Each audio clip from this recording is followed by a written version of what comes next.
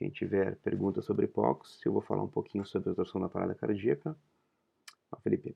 E logo em seguidinho eu vou abrir para vocês fazerem comentário, tá? Uns lembretes rápidos.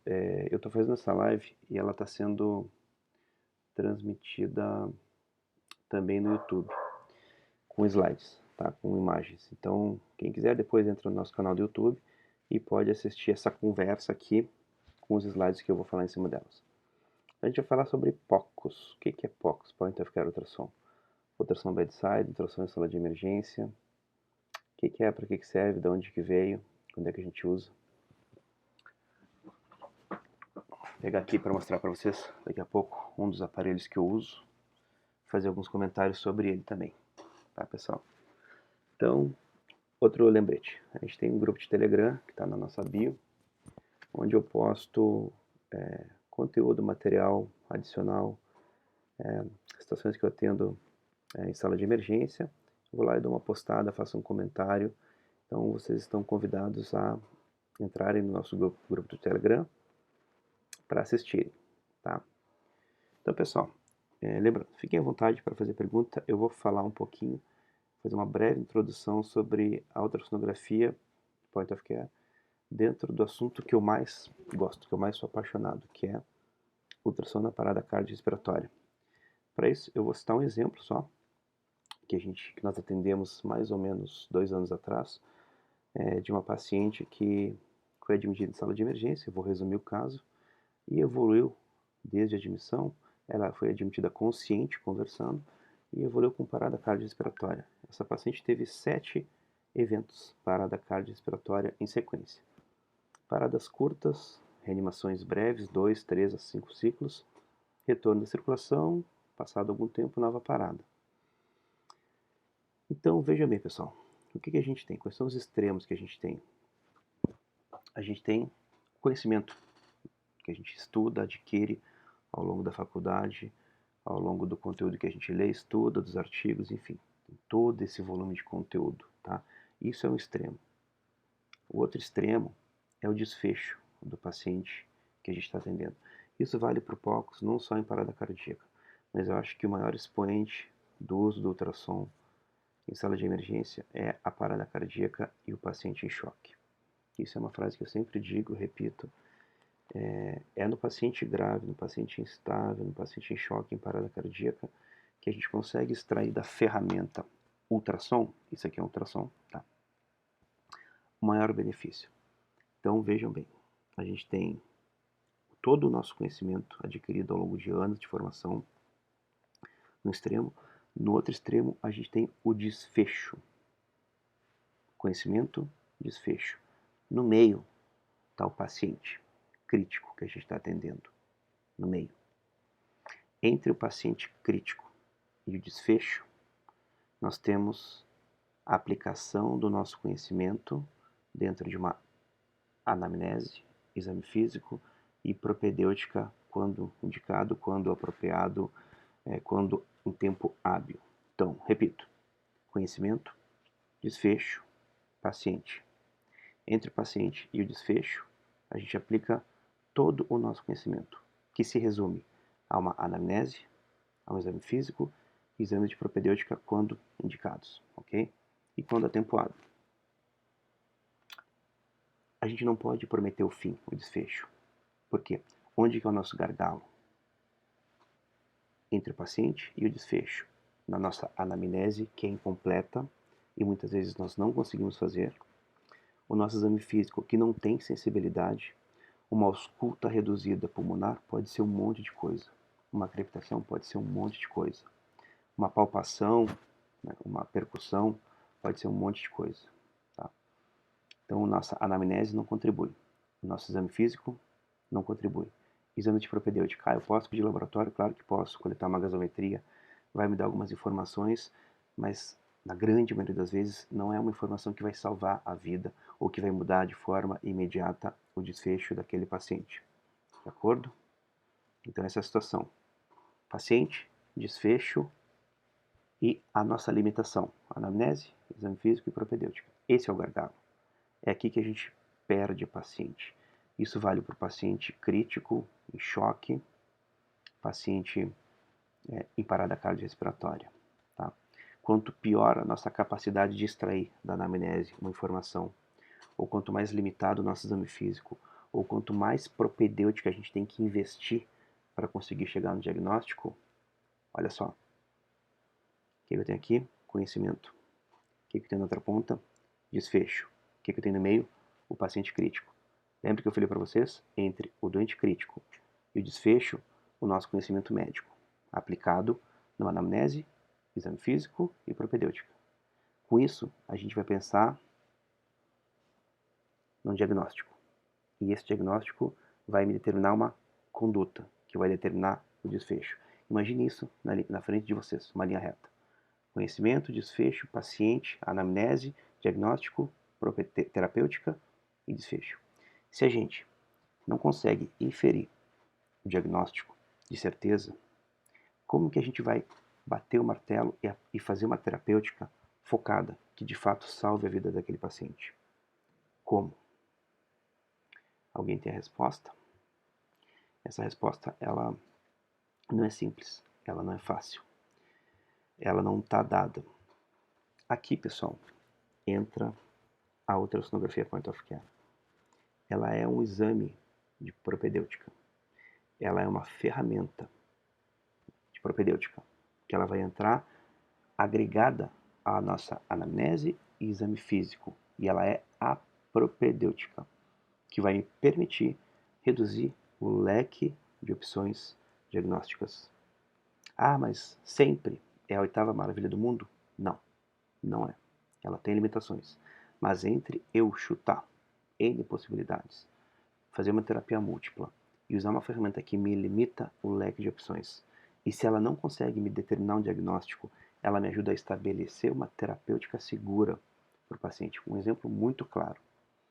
Se eu estou tendo um paciente em choque e eu não sei a etiologia, e eu administro fluido para esse paciente, corre 2.000 de volume. Eu falo para o técnico, solicito para o enfermeiro, corre 2.000 de volume. E atrás daquele tórax tem um coração com uma IC, uma fração de ejeção de 21%. E eu dou líquido para esse paciente. O que eu termino de fazer? Rebentar com o coração dele. Pelo contrário, se eu estou atendendo um paciente em choque e eu não sei a etiologia, esse paciente está extremamente desidratado, por uma hipovolemia, enfim. E eu, por não saber disso, seguro, não faz volume, não sei como é que esse cara tá, eu estou deixando de tratar esse paciente. Eu poderia listar N situações do dia a dia, tá? O fato é, a ultrassonografia me permite, se não estreitar as possibilidades diagnósticas, focar numa terapia que é mais segura do que simplesmente o achismo. Ah, faz aí, faz tanto, e a gente vê o que vai acontecer. Isso é achismo, isso é faz de conta. E quem que se prejudica? O paciente. Então, vamos lá. Vamos voltar para aquele caso. Uma paciente de 42 anos, admitida em parada cardíaca, admitida lúcida, conversando e evoluiu com parada cardíaca. 7 paradas cardíacas em sequência. Anamnese físico, como é que fica na parada cardíaca? Não existe. Pode ser usado no pré? Dimitrios, hoje eu ia falar sobre ultrassom pré-hospitalar, mas como eu já tinha colocado no story que seria sobre POCUS, eu mantive o tema, tá? Sem ser na semana que vem, na semana seguinte, eu vou falar sobre ultrassonografia no pré-hospitalar. Eu já dei N aulas em congressos por aí sobre ultrassom no APH, tá? Fica aí a nossa combinação, tá, Dimitrios? Obrigado pela lembrança aí. Adoro esse tema também. Então, paciente de 42 anos, entra acordada, evolui com parada. Como é que fica a anamnese e exame físico? Não rolou. Exame de laboratório, no máximo uma gasometria, e nada mais. Que pode mostrar o quê? Uma acidose. A acidose, ela é a causa da parada? Se perguntem isso. A acidose, um paciente em choque, ela é a causa? O paciente simplesmente fica acidótico? Me parece que não. Exames de imagem. Pedir raio-x para o paciente em parada, tomografia, angio-TC, quem sabe, mãe Deus. Tô brincando, pessoal, não. Vejam bem que os pilares entre o doente crítico e o desfecho, os pilares do diagnóstico, anamnese, exame físico e propedêutica, eles simplesmente ficam sem base, sem sustentação. Esse é o nosso gargalo. É aqui que a gente perde paciente, todos os dias. exame de imagem, né? Então, o paciente já parou 7 vezes. Como é que a gente vai tratar esse paciente? Como? Quem que já não viu o paciente parou, voltou, parou, voltou, parou, voltou, parou, voltou? Por mais que tu pense, olha, eu acho que é TEP. É achismo, tá? E essa paciente de 42 anos, admitida conversando e que evoluiu com parada cardiorrespiratória, para novamente e falece, óbito. Isso é o dia a dia. Tá? Por que a gente acaba tendo isso como rotina? A gente tem uma evolução histórica na década de 60, a organização do atendimento à parada cardiorrespiratória, que antes era feita de forma desorganizada, toracotomia para desfibrilação, ou seja, toracotomia a céu aberto, desfibrilação com passo. Ela passa a partir da década de 60 a receber uma organização, a ser feita de forma organizada. A, B, C, D, E. Desde a década de 60, pessoal. 1960. Eu não era nem nascido. Já se organizou. Então, a gente começou a mudar desfecho a partir da década de 60. 3 pesquisadores, Culverhaven, Nickel e Bogle, foram os pais dessa mudança aí de postura, de conduta no atendimento ao paciente em parada cardiorrespiratória. Na década de 80, 90, a gente tem o paciente, o atendimento ACLS, do intra indo para o pré-hospitalar, uso de dispositivos elétricos automáticos para desfibrilação, viéria avançada e drogas vasoativas, outro grande avanço, na tentativa de quê? Mudar desfecho. De 2000 em diante, com exceção de 2010 que mudou o ABC para o CAB, poucas mudanças impactantes melhoraram o desfecho. Se vocês forem ver os números de parada cardiorrespiratória, menos de 50%, 20, 30% de pacientes do total saem de um evento de parada cardiorrespiratória. Pessoal, a gente está vivendo essa realidade há 50, 60 anos e a gente não dá um passo adiante no sentido de chegar lá e identificar o motivo da parada. Então a gente tem essa situação. Parada cardíaca, identifica o ritmo, a CLS ele é muito claro. A primeira janelinha, aí abre um risco, identifica o ritmo. Aí abre 2 braços, ritmo chocável, identifica o ritmo.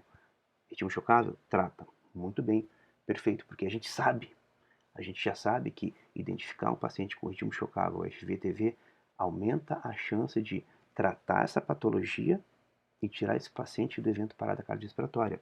Mas existe uma segunda situação, pessoal. Vamos lá, vamos tentar. Identifica a parada, identifica o ritmo, ritmo chocável, mas não. Eu estou falando desse grupo aqui, ó, ritmo não chocável. Agora, visualizem como é que é o algoritmo do ACLS, aquele mapa mental. Primeiro quadradinho, risquinho, identifica o ritmo, 2 riscos. Ritmo chocável e ritmo não chocável. Abaixo do ritmo chocável está ali, desse brilho, ok? O que tem abaixo do ritmo não chocável? A sistolia e a ESP. Identifique a causa potencialmente reversível? É isso que está escrito ali? Não. Tem um risco. Lá até lá embaixo. A cada 2 minutos, cheque o ritmo novamente. Né? Avalie presença de pulso. E aí mais outro risquinho. Né? E lá embaixo, no rodapé, o que a gente tem? Trate causas potencialmente reversíveis. Os Hs e Ts. Lá embaixo, no rodapé do algoritmo do ACLS. Vejam a desproporção entre tratar uma causa potencialmente reversível, ritmo chocável, e tratar a outra potencial causa reversível, que são os Hs e Ts. Olha onde é que uma está e olha onde que outra está. É justo isso? Eu pergunto para vocês, é justo isso? É justo com um paciente que não tem um ritmo chocável, identificar a causa da parada fica lá embaixo, no rodapé do protocolo, do algoritmo? É justo? O paciente merece isso? Ou ele merece que a gente busque de forma insistente, de forma obsessiva, eu diria, identificar por que esse paciente parou? Então, é isso. Identifica o ritmo chocável, trata, mas eu não vou falar desse grupo de pacientes. Eu vou falar de um outro grupo de pacientes, a sistolia ESP. O que a gente faz? Não trata. Não faz isso. A gente, nesse momento, começa a perder o paciente. Começa a perder o paciente. A partir desse momento que a gente deixa de fornecer para ele o diagnóstico que ele precisa, na hora que ele precisa, para tirar ele da parada, a gente ali começa a perder o paciente. É ali. Por isso que a gente faz isso há 60, 70 anos. Por isso que a gente faz o que eu digo de teatro, que eu ouvi quando eu formei, fui trabalhar no pré-hospitalar numa empresa privada, e o pessoal mais experiente, técnicos, enfermeiros, falavam, doutor, vamos lá fazer teatro. E eu até ficava chateado, mas como assim fazer teatro? E eu demorei muito tempo para me dar conta que a gente faz teatro. Se a gente não busca identificar o que está acontecendo com aquele paciente, o que a gente está fazendo se não é teatro? Estamos fazendo teatro, fazendo de conta. Tá? Olha aqui, só para dar um número para vocês. Causas potencialmente reversíveis, ritmos chocáveis. 3 a 12. 3 a 12%, né, estatisticamente, na literatura, de pacientes em parada apresentam esse ritmo chocável. Eu repito, 3 a 12%. Apenas embolia pulmonar maciça, que é um dos HSTs, do T especificamente, um deles. Dados post-mortem, pacientes avaliados em autópsia, ou seja, já morreu, 5 a 10% das paradas cardíacas. Embolia pulmonar maciça é uma doença extremamente subdiagnosticada. Nós perdemos todos os dias pacientes por embolia pulmonar maciça. Se eu não perdi, algum de vocês que está aí me assistindo perdeu ou vai perder. E já perdeu, tá? Perdeu ontem, anteontem, mês passado, ano passado, perdeu hoje ou vai perder amanhã. Uma doença extremamente subdiagnosticada. Eu sei disso porque eu vejo isso todo dia. Ah, mas como é que tu sabe? A gente vai chegar lá. Por que então é rotina? Se a gente olha para o algoritmo do CLS, né, como é que a gente faz? O que ele recomenda para a gente diagnosticar os HSTs da parada cardíaca? Uma gasometria arterial vai me dar dados de distúrbio hidroeletrolítico, ácido básico, ok, que podem sim, numa porcentagem pequena e num determinado grupo de pacientes, contribuir para a parada, de acordo. Tá? Hipoglicemia, hipóxia, claro. Mas e os T's? Como é que a gente diagnostica os T's? Como é que a gente faz o diagnóstico de tamponamento, embolia pulmonar, choque cardiogênico, pneumotórax na parada cardíaca? Antes de falar isso, tem uma frase aqui que eu anotei, que eu trouxe do livro do Taleb. Tá? Por que a gente dá tanto valor para a fibrilação ventricular, para o diagnóstico, lá em cima, e aqui embaixo, no rodapé da página, os HSTs? Por quê? Ele fala o seguinte, ó, nós valorizamos demais aquilo que nós sabemos, em detrimento do que nós não fazemos a menor ideia, adaptado por mim. Mas é isso, a gente busca se agarrar naquilo que a gente conhece e o desconhecido vai para o rodapé da página, vai lá para baixo, faz de conta que não viu, faz aí 15, 20 minutos, né? E se voltar, voltou, se não voltar, ó, infarto agudo do miocárdio, infarto fulminante, é ou não é? Se o cara morre e a gente não faz a menor ideia porque que ele morreu, infarto agudo do miocárdio, infarto fulminante. É isso, quem não viveu isso aí vai viver cedo ou tarde. E por que isso é rotina? O que a American Heart fala pra gente frente a um paciente em parada cardiorrespiratória, seja HOT a causa, use critérios clínicos para fazer o diagnóstico. Veja bem, use critérios clínicos subjetivos para fazer o diagnóstico. Olha aqui, ó, pneumotórax, tamponamento, resoleta. Eu não sei qual que é o teu nome, Estúdio Pilates Vida. É isso aí, é a rotina, cara. O que eu estou trazendo para vocês, digamos assim, eu estou tirando essa sujeira debaixo do tapete porque é uma sujeira, no momento que a gente trai a confiança do paciente, não oferecendo para ele o que ele precisa na hora que ele precisa, a gente está traindo a confiança do paciente. E ele não pode nem se defender, cara. Ele está em parada. A família, que está lá do lado de fora da porta, não sabe que tu não faz a menor ideia. Ô Daniel, prazer. A família não sabe que tu não faz a menor ideia de por que aquele cara está parado. Então, aqui ó, o que a American Heart fala pra gente? Seja pneumotórax, olha só, em geral, essas causas, os T's, pneumotórax, embolia, tamponamento, choque cardiogênico, vai cursar com alguma das três: dor torácica, dispneia, dor ventilatória dependente e alteração de dados vitais, hipotensão, taquicardia, sudorese, taquipneia, para um paciente que fala, ou que tu consegue avaliar a pressão e ver isso aí. E como é que funciona isso no paciente que está parado? Não funciona. Resumindo, não funciona. Então a gente chega aqui e é aquele teatro. A gente não passa daqui. Se o paciente tiver retorno da circulação, ótimo, segue cuidados, vai para propedêutica complementar, beleza. Agora, se ele não voltar, infarto agudo do miocárdio. Já desde 2015, a American Heart sugere que se use ultrassom para diagnóstico realmente de causas potencialmente reversíveis. Como ferramenta diagnóstica, prognóstica, a gente vai ver que pode usar como uma ferramenta ética e que potencializa a qualidade na medida que o ultrassom transesofágico me permite posicionar a mão de quem está comprimindo no ponto ótimo de compressão, fugindo da via de saída do ventrículo esquerdo, que é por onde o sangue deve fluir. E com muita frequência a gente está comprimindo exatamente esse ponto. Então por que a gente não usa ainda a ultrassom, pessoal? A gente precisa trabalhar com evidência. A gente precisa usar ultrassom na medida em que há evidência do benefício da ferramenta. E aí quando a gente vai para os trabalhos do American Heart e Aeschylus, eles fazem a pergunta PICO. P. Entre pacientes em parada cardíaca. O I. O uso do ultrassom durante a parada cardíaca. O C. Comparado com a reanimação tradicional, sem usar ultrassom. Muda a sobrevida, muda o desfecho, e eles trazem dois trabalhos que têm dois vieses absolutamente limitantes. Primeiro trabalho do Prosen, onde ele usa a pesquisa dele ela é feita com 20 pacientes ao longo de 2 anos de pesquisa, 20 pacientes. Então é um trabalho sem validade externa. O Focus Project Brasil, que é um projeto de pesquisa que teve a primeira fase realizada ano passado em Salvador, nós tivemos quase 40 pacientes. Tá? O outro trabalho que é citado no Guideline de 2015, eles atualizaram, mas não mudou muito não. Tá? Outro viés, eles comparam pacientes em parada cardíaca por trauma e paciente clínico. Não tem como a gente comparar do ponto de vista de etiologia ou causa-mortes o paciente que para por um evento clínico e o paciente que para por um trauma. Não tem. E eles comparam. A American Heart vai lá e não pode usar ultrassom porque não tem evidência. E fica por isso mesmo. Eles ainda citam o trabalho do Blaivas, de 2000, onde ele avaliou simplesmente pacientes em parada cardiorrespiratória.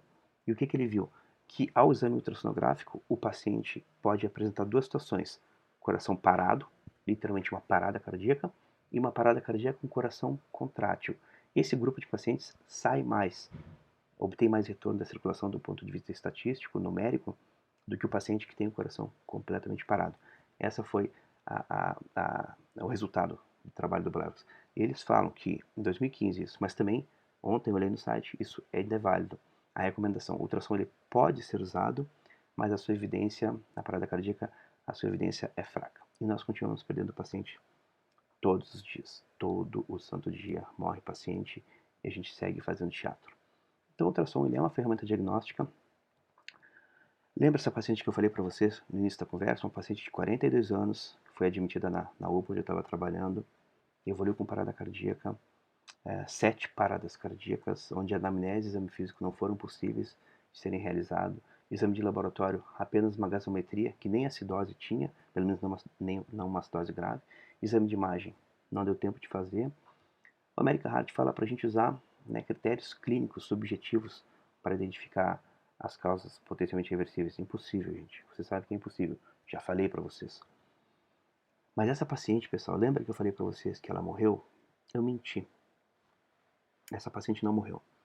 Ao longo das paradas cardíacas dessa paciente, principalmente quando ela não estava parada, eu fiz ultrassom. Eu fiz o protocolo que nós validamos na primeira fase do Focus Project Brasil, ano passado em Salvador, onde é feito um rastreio, um protocolo ultrassonográfico avaliando pulmão, veia cava inferior, janelas cardíacas e de forma complementar aorta e ultrassom vascular venoso para identificar TVP, que se associa com TEP. Essa paciente, preciso dizer para vocês que ela não parou.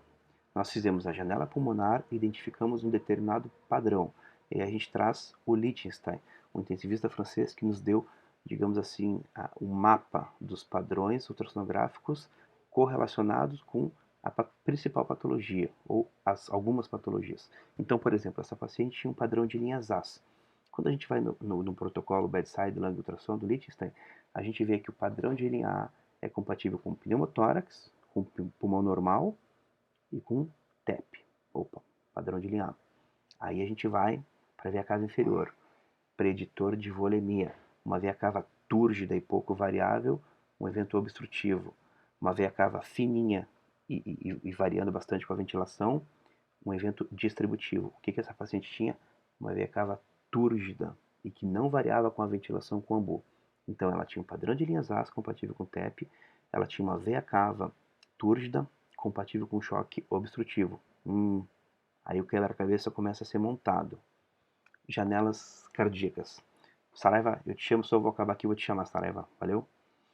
Janelas ecocardiográficas. Aqui nas janelas ecocardiográficas, a gente vai buscar alterações da morfofisiologia do coração compatível com uma patologia, uma causa potencialmente reversível, que de preferência, fala Tebas, que de preferência tenha correlação com aquilo que a gente viu no exame de pulmão e no exame de veia cava inferior. E essa paciente tinha, de fato, alteração da relação das câmaras ventriculares direitas e esquerdas, alteração da força de contratilidade do ventrículo direito. Então, essa paciente tinha algumas alterações do septo interventricular. Então, essa paciente tinha algumas alterações morfofisiológicas compatíveis com aquilo que eu tinha imaginado olhando a janela de pulmão e de veia cava. E eu fui adiante. Fiz a janela apical 4 câmeras. E ali eu vi uma imagem cuja a Melo, Neto, Fernandão, fala Fernandão. Então o que eu vi nessa janela apical 4 câmeras? Uma hipercinesia, um aumento da contratilidade da parede apical. Não, vou chegar lá já.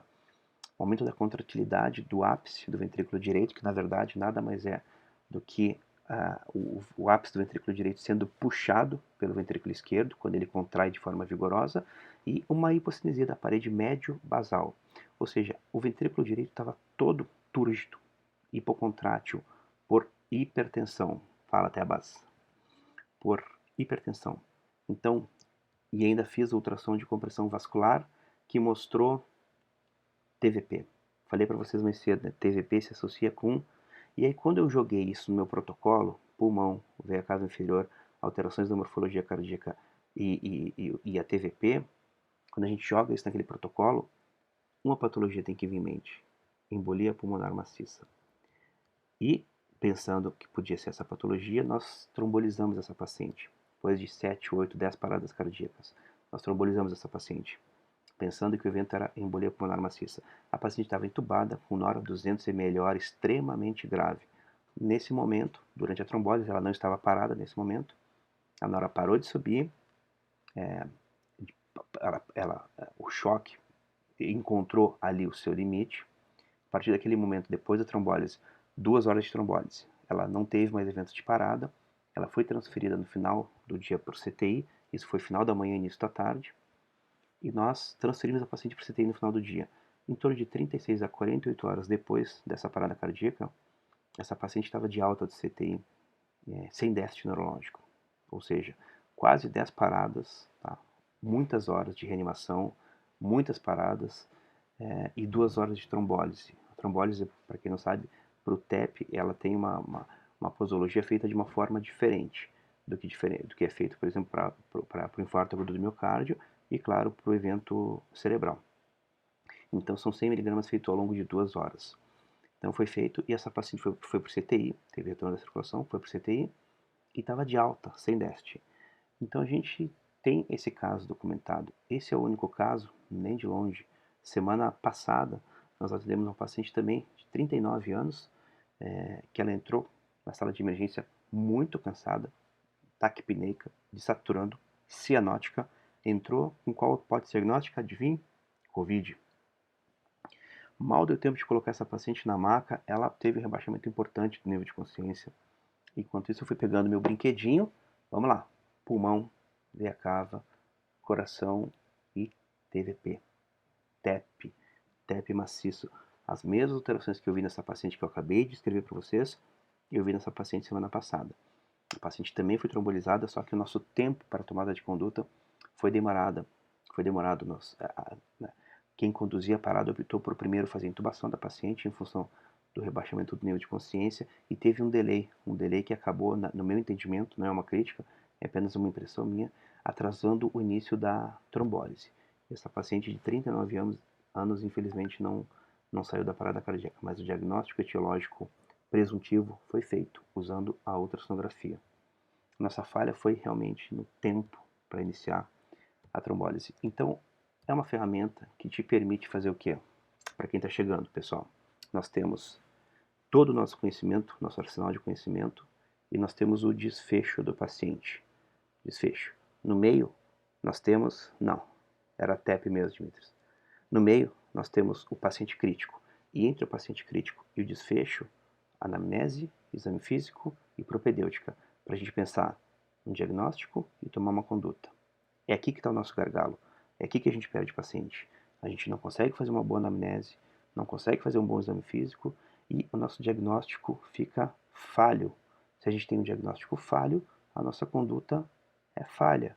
Então a gente não consegue chegar com segurança num diagnóstico, muito menos tratar. Então a literatura tem vasto material, farto material, falando do uso da ultrassonografia multiórgãos, é importante que se diga isso, para diagnóstico etiológico de choque e principalmente embolia pulmonar maciça. Isso está documentado que avaliar pulmão, veia cava, coração e ver se tem TVP é mais acurado essa informação conjunta do que simplesmente eu olhar coração, por exemplo. O risco de olhar um órgão isolado é incorrer em erro de interpretação. Lembrando dos pilares da ultrassonografia, extremamente importante, os pilares da ultrassonografia, do diagnóstico ultrassonográfico.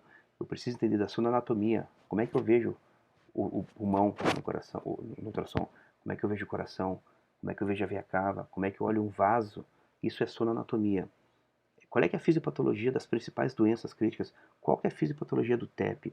Por que eu sei que o coração ele tem alterações no TEP que se assemelham às alterações de uma IVD, um paciente com corpo pulmonar, por exemplo? Eu preciso conhecer a fisiopatologia das principais doenças. Esse é o primeiro pilar.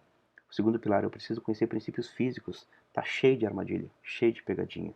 E se a gente não entende isso, come mosca e tromboliza quem tem uma doença crônica, e pior, pode prejudicar esse paciente. Ah, interessante. É uma possibilidade. Mas essa paciente não tinha o padrão pulmonar. Depois eu fiz um rastreio minucioso. Ela não tinha padrão pulmonar. Até porque quando ela foi admitida, tinha suspeita de Covid. Então nós nos paramentamos para atender essa paciente. Mas ela não tinha sinais do ponto de vista de ultrassom pulmonar de Covid, Dimitrios. Tá? O segundo pilar, princípios físicos, falei para você, e técnica. Existe uma técnica para eu pegar o ultrassom e varrer um pulmão longitudinal, transversal, coração, veia cava, ultrassom vascular, existe técnica. Se eu não entendo essa técnica, se eu faço isso de orelhada, vejo alguém fazendo e tento replicar aquilo ali, eu posso incorrer em erro e prejudicar meu paciente. E o terceiro pilar, que é o mais importante, eu preciso entender as imagens vistas ao exame ultrassonográfico no contexto clínico do paciente que eu estou atendendo. Se eu receber um vídeo no meu celular, olha esse ultrassom para mim, Juliano. Eu vou dizer, olha, eu estou vendo uma imagem de ultrassom em escala de cinza, com artefatos de linha A, é isso. Agora, isso dentro de um contexto clínico de um paciente em choque, parada cardíaca, um paciente instável, é completamente diferente. Então tem que ser muito bem feito, entendido esses pilares de sonoanatomia, fisiopatologia, princípios e técnicas e avaliar as imagens no contexto clínico do paciente que a gente está avaliando. Então, outro paciente também, só para trazer para vocês, do ponto de vista de conhecimento, que foi admitido por uma suspeita de sepse pulmonar, já tem mais um tempo isso, tá? Anamnese físico pobres, o paciente tinha uma internação recente por pneumonia. Quando nós fizemos ultrassom, o que esse paciente tinha? Um volumoso derrame pleural, pericárdico, com sinais de tamponamento vistos ao exame ecocardiográfico, claro, compatível com as janelas pulmonares e com a veia cava inferior, com um comportamento visto no choque obstrutivo. Então, novamente, o desfecho desse paciente mudou. Mudou por quê? Porque o diagnóstico ele foi feito de forma correta. Veja bem, eu tenho doente crítico e o desfecho. Eu fiz o diagnóstico correto, tamponamento cardíaco e instituí a terapia correta, que foi a pericardicentese. Esse paciente saiu do evento de choque que ele estava já. Tá? Então, as evidências existem, mas elas estão escondidas embaixo de pesquisas de ultrassom falhas, metodologias falhas, que não dão sustentação para a gente usar o ultrassom corriqueiramente. Além do que, eu acho que as associações elas têm o direito de se precaver, se libera para todo mundo sai fazendo de qualquer jeito, a gente vai acabar prejudicando muito o paciente ao invés de ajudar. Então eles têm cuidado. Então é uma ferramenta principalmente para diagnóstico de embolia pulmonar maciça, tamponamento cardíaco, hipovolemia, pneumotórax, ainda que o diagnóstico seja clínico, mas um paciente em parada cardíaca, como é que eu faço o diagnóstico de pneumotórax? Esse paciente não tem queixa, a não ser que ele tenha um enfisema, que é uma situação patognomônica, a gente não consegue fazer com tanta facilidade o diagnóstico de pneumotórax no paciente parado. E a gente sabe que a descompressão com agulha é o que vai salvar a vida desse paciente. Novamente, a literatura traz farto material mostrando sensibilidade do ultrassom para diagnóstico de líquido livre, né, e tamponamento, o exame multiórgãos, multissistêmico. Então é uma ferramenta diagnóstica que determina a causa e nos permite tomar conduta. O ultrassom. O ultrassom tem um segundo uso que eu falei para vocês, que foi o que o Blaivas fez lá em 2000, que é avaliar durante a parada cardíaca a presença ou ausência de contratilidade miocárdica e dessa forma identificar dois grupos de pacientes. Um grupo de paciente que tem o coração parado ao exame ultrassonográfico durante a parada cardíaca e um grupo de pacientes que tem o coração contrátil durante a parada cardíaca. Sim, o coração contrai, mas ele não gera débito, a gente não sente pulso. Lembrando que a gente erra em média 45, 46% das vezes quando a gente tenta palpar o pulso central, porque muitas vezes essa hipovolemia é referência. Talvez o sangramento, N causas aí. A gente não tem muitas vezes como afirmar a etiologia da hipovolemia. A gente consegue ver que o paciente está hipovolêmico, principalmente pela veia cava, mas a etiologia a gente às vezes vai ter que rastrear com um pouco mais de cuidado. Tá? O sangramento seria principalmente no paciente vítima de trauma. Tá? Sangramento interno a gente não consegue afirmar com ultrassom que o paciente tem um sangramento interno. A gente consegue ver com ultrassom a presença de líquido. Claro, no contexto de um paciente traumatizado, por exemplo, líquido, até para o contrário, vai ser sangue. Mas a gente pode estar frente a um paciente com líquido e aquilo ser ascite, ser um líquido seroso, ser hemorrágico, enfim. A gente só consegue dizer, olha, há líquido. A gente não consegue bater o martelo, a não ser que faça a punção. Né? Então a ultrassonografia nos permite avaliar esses dois grupos de pacientes, coração parado e coração contrátil, e tentar predizer a chance do paciente sair da parada cardíaca. Esse grupo de pacientes, ele tem mais chance. Todas as pesquisas já mostraram isso.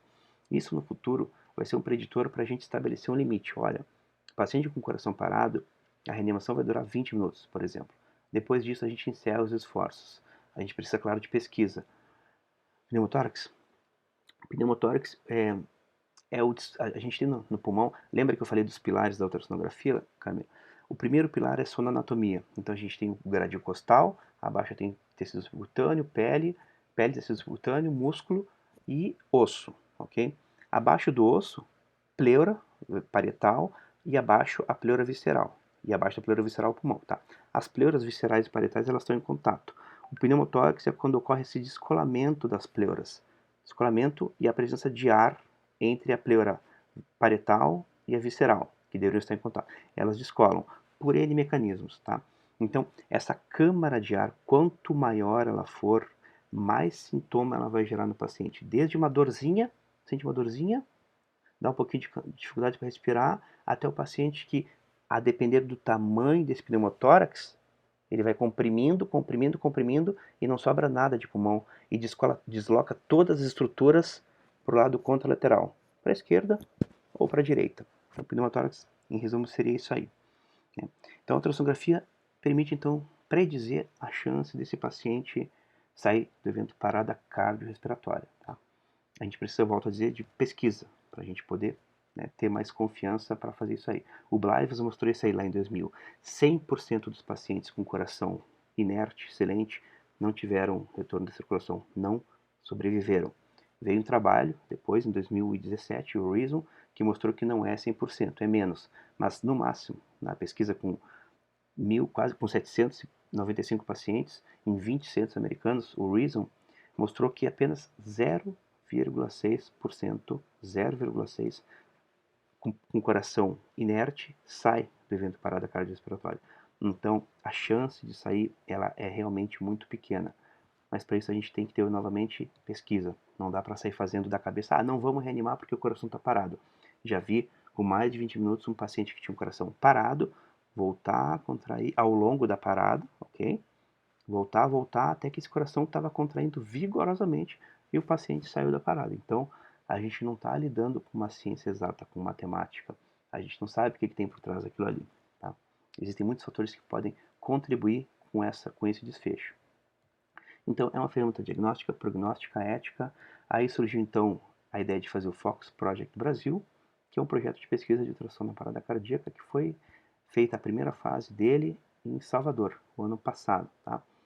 Entrei em contato com o Ivan Paiva, Salvador tem 3 milhões de habitantes.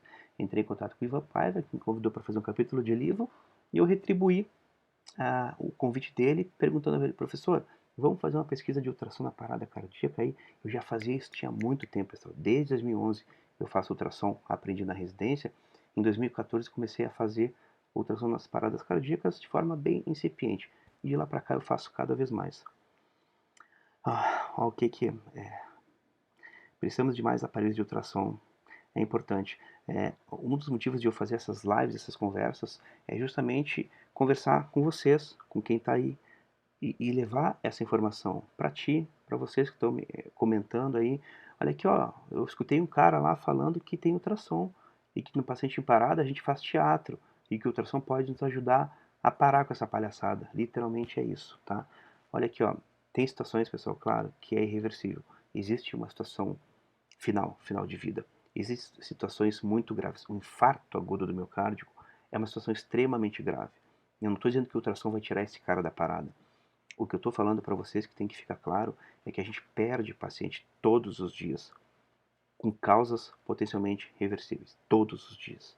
Ô Felipe, tem um curso, mas eu vou, se der tempo eu falo no final, cara, tá? Vai parecer que eu estou querendo fazer marketing aqui e não é minha intenção. A minha intenção aqui é que vocês cheguem lá no hospital de vocês e quando estiverem se defrontando com uma situação de parada, de choque, se perguntem, o que esse cara tem? Só o ultrassom para situações de diagnóstico, ele é feito pelo médico, tá? Mas a gente aqui é muito incipiente, no Brasil é muito incipiente, tá? Nos Estados Unidos, médicos, enfermeiros e técnicos fazem ultrassom, cada um para sua área específica. Aqui no Brasil, o que a gente tem de projeto para ultrassom, para não médico, para enfermeiro, por exemplo, é para avaliação de, por exemplo, posicionamento da sonda vesical. Punção periférica guiada por ultrassom para aqueles pacientes que têm um acesso mais difícil, múltiplas tentativas ou vasos mais difíceis de funcionar. Então, a gente é incipiente aqui. Essa Nexus aqui, pessoal, é a minha empresa, e eu digo a minha empresa sou eu, tá? Eu sou o financeiro, eu sou a contabilidade, eu sou o cara que ensina, eu sou o cara que é o motoboy, mas assim, a gente tem embaixo desse guarda-chuva aqui, uma série de cursos, todas voltadas para profissionais da área da saúde. Tem um curso que é o Nurses, que é um projeto meu, que é ultrassom para enfermeiros, abordando principalmente avaliação de sonda vesical e punção vascular periférica. É um projeto, ainda não é a realidade, mas eu espero que seja aí mais adiante. Vamos lá. Salvador, 3 milhões de habitantes, ultrassom, SAMU, tá? Levei o projeto, para não me perder aqui no tópico, levei o projeto em 2018, levei o projeto lá para Salvador. Ele foi aprovado e no final de 2018 eu recebi a carta de anuência da cidade de Salvador. Lembrando que eu moro em Belo Horizonte e o projeto não foi aprovado aqui. Ó, legal, ó, os mineiros, ó, eu sou gaúcho, tá? Só que lá em Salvador, diferente do que aconteceria aqui em Belo Horizonte, não roda residente na ambulância, roda acadêmico de medicina. Então eu redesenhei um projeto de ultrassom na parada cardíaca para ser feito por acadêmicos de medicina. E assim foi feito. O projeto foi todo reescrito e acadêmicos de medicina, que se a gente for para a literatura tem muito pouca coisa de uso de ultrassom na graduação, muito pouco mesmo, mas existem alguns ensaios, e já existe aqui no Brasil, tá? Esqueci agora, Juiz de Fora, acho que Barbacena, o Hernani em Montes Claros, algumas faculdades aqui em Belo Horizonte estão com alguns ensaios de uso de ensino de ultrassom na graduação, mas muito pouca coisa. Agora anotem o que eu estou falando, pessoal. Podem voltar no Google. Acadêmico de medicina fazendo ultrassom na parada cardíaca. Existe algum lugar no planeta que alguém fez isso? Existe. Aqui, Brasil, Minas Gerais, Belo Horizonte, Juliano. Refiz o projeto, escrevi o projeto apresentei, ele foi aprovado, e eu passei a treinar acadêmicos de medicina, um protocolo de pulmão, veia cava e coração, para fazer ultrassom durante a parada cardíaca. Um projeto fantástico, que não teve seu segmento esse ano por conta do Covid, mas pretendemos aí retomar ele dentro em breve. Foram quase 40 casos atendidos, diagnóstico de embolia pulmonar maciça, tamponamento cardíaco, hipovolemia, atendidos, diagnosticados e tratados em tempo real com uso de telemedicina. Um cuidado, lembra que eu falei dos pilares? Tem um segundo pilar que a gente aborda, técnica. Técnica. Por quê, pessoal? Trabalhos do final de 2018 mostraram que nessa brincadeira de ficar tentando fazer ultrassom, principalmente janelas ecocardiográficas, o que a galera estava fazendo? Passando do tempo de 10 segundos. Ah, porque eu não falei para vocês, né? A gente tem 10 segundos para fazer as janelas de pulmão, veia cava e janelas ecocardiográficas. 10 segundos são. Então, o ultrassom ele é feito a cada 2 minutos no intervalo de 10 segundos, sendo que para a janela paraesternal, eixo longo curto e apical são 6 segundos. O Frederico, eu achei que o Frederico ia topar. Frederico, eu não achei que ele ia topar. Eu fui lá em Salvador, fui em Fortaleza. Eu dei o curso pro pessoal da residência de medicina de emergência do Frederico Arnaud. Eles fizeram o curso. Eu vou responder uma pergunta aqui que foi feita mais cedo. Eu tenho um curso de ultrassom na parada cardíaca, mas eu não abro ele. Eu só abro ele no formato de mentoria, porque eu me dei conta que não adianta eu ir lá e ensinar. Não é que não adianta, não é que não adianta, tá? Mas é muito difícil a assimilação de um conteúdo tão complexo num curso de um dia, tá? Então eu abro turmas de mentoria, onde eu acompanho os alunos por 6 meses, então, enfim, não vou entrar nesse detalhe aí. Então, eu fui lá em Fortaleza, dei esse curso para os acadêmicos, para os residentes do Frederico Arnaud, e depois a gente acabou não mantendo contato. Mas, assim, é fantástico. Então, o pessoal estava ficando nessa brincadeira de tentar fazer janela 21 segundos sem reanimar. Ou seja, acaba 27, 28, acaba a reanimação, para 10 segundos, em vez de parar 10 segundos, a galera estava ficando 21 segundos para quê? Para ficar tentando fazer janela cardíaca. E o que a gente faz com isso? Ferra o paciente, termina de matar o cara. Não dá. Se é para ser assim, é melhor não fazer. Que fique muito claro. Então, eu fiz um projeto inicial aqui em Belo Horizonte, na Faculdade Faminas, em março de 2019. Treinei o pessoal, 2 dias de treinamento, acadêmicos crus, que nunca tinha visto nada de ultrassom, foi um piloto, tá? E foi fantástico. Eles fizeram imagens fantásticas, houve uma classificação. Então, os primeiros colocados, o pessoal saiu fazendo ultrassom na parada, pessoal. Então, eu levei o resultado desse treinamento para Salvador, tá? E mês a mês eu ia a Salvador, deixa eu voltar aqui. Mês a mês eu ia a Salvador treinar acadêmicos de medicina para fazer ultrassom na parada cardíaca.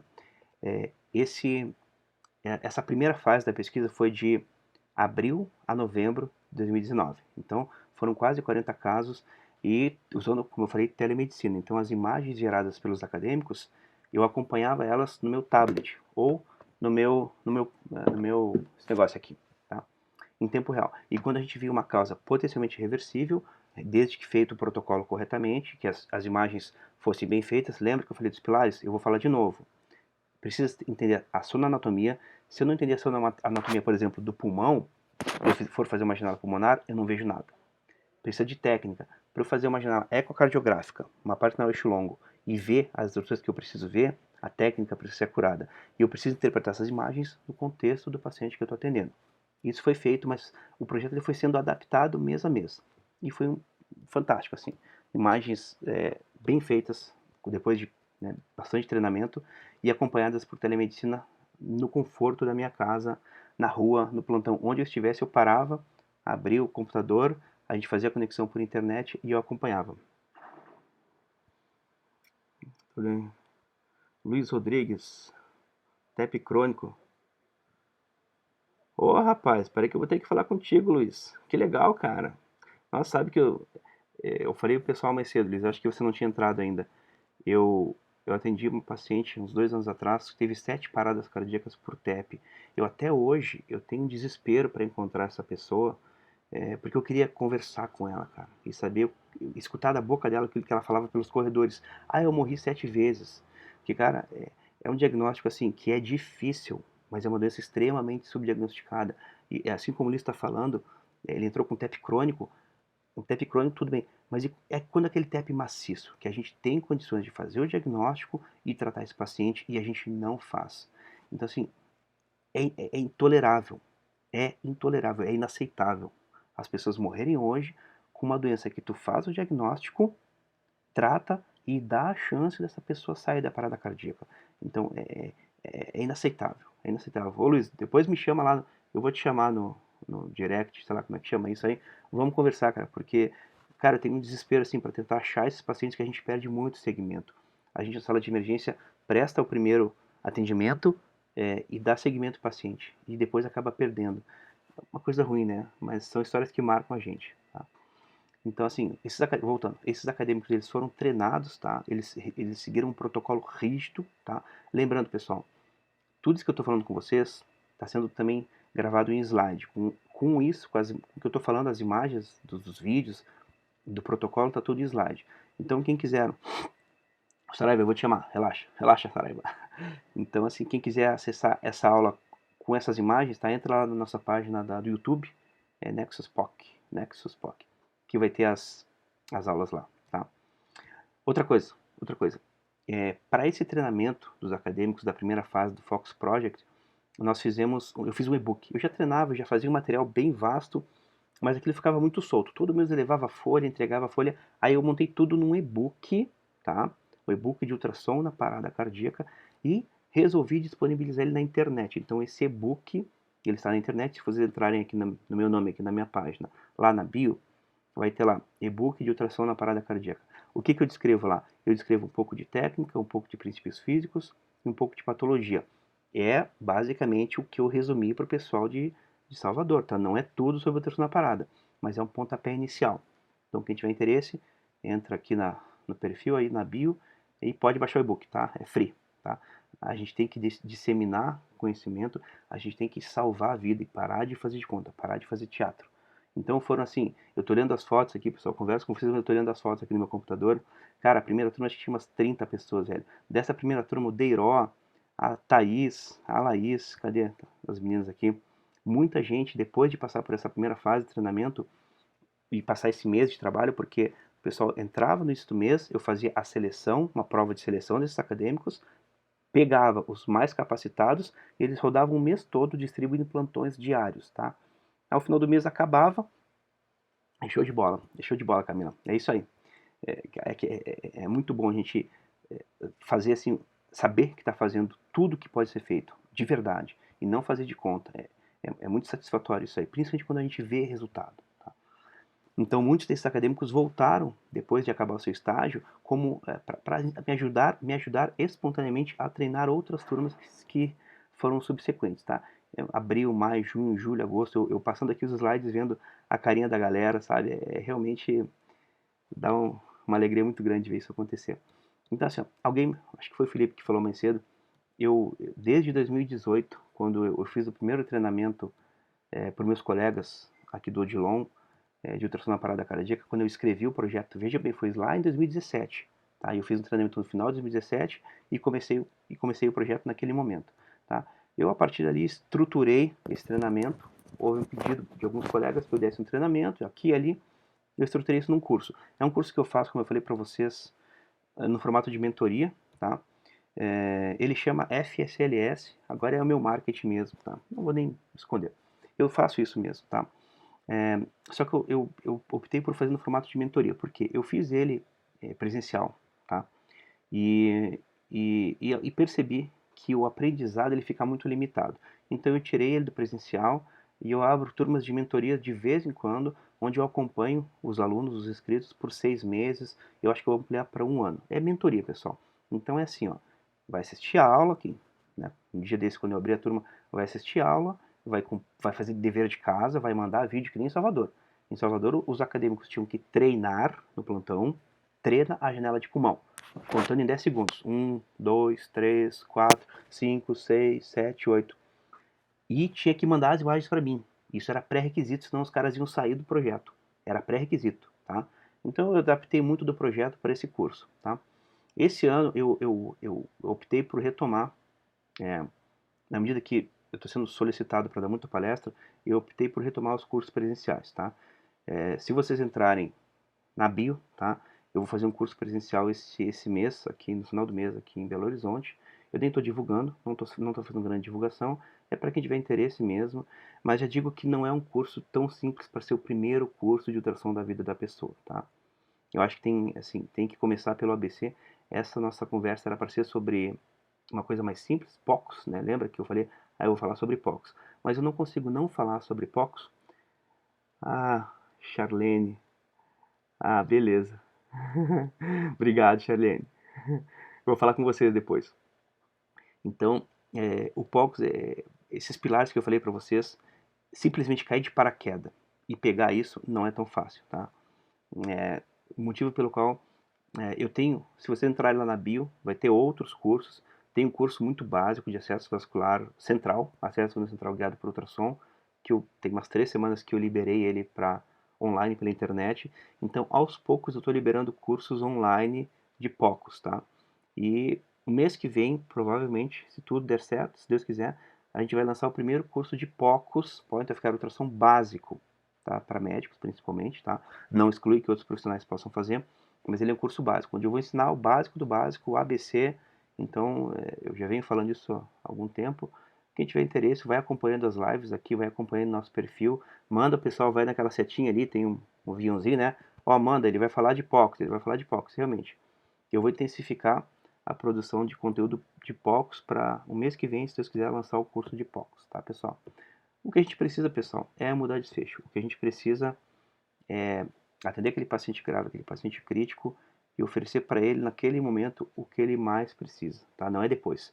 Depois é necrópsia, depois é funerária. Não. A gente tem que estar um passo à frente da doença. E a ultrassonografia nos permite chegar nesse meio entre o doente crítico e o desfecho e usar a ferramenta para fazer diagnóstico e mudar desfecho. O objetivo é esse, não é outro objetivo. Tá, pessoal? Eu acabei falando muito pouco de POCs, só que eu tenho 1 minuto e 16 segundos final para essa transmissão, depois o Instagram derruba a gente, tá? Eu vou intensificar as lives ao longo das próximas semanas, eu vou ter lives ao longo do dia, eu vou ter 2 noites de lives, às terças e sextas-feiras, e ao longo do dia lives. Charlene, eu vou conversar com vocês, eu vou querer fazer uma live com vocês, tá? Para falar sobre isso, como é que foi a passagem pelo hospital, como é que, atenção, ansiedade, as dúvidas que os pacientes ficam, tá? Então eu vou marcar com vocês uma live para a gente falar a visão do paciente, do médico que vai atendê-lo, tá?